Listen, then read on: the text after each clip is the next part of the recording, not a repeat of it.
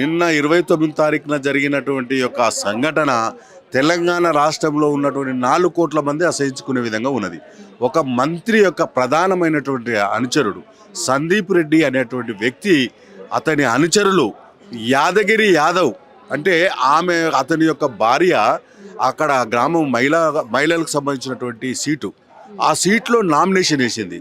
Nomination వేస్తే సందీప్ రెడ్డి అనేటువంటి వ్యక్తి యాదగిరి యాదవ్ని తీసుకెళ్ళి రాత్రి మొత్తం బాగా కొడుతూ చిత్రహింసలు పెడుతూ ఒక హత్యాయుతం చేసేటువంటి ప్రయత్నంలో అప్పుడు అక్కడ ఉన్నటువంటి నల్లగొండలో ఉన్నటువంటి యొక్క బీఆర్ఎస్ నాయకులు ఎస్పీ దగ్గరికి వెళ్ళడం జరిగింది.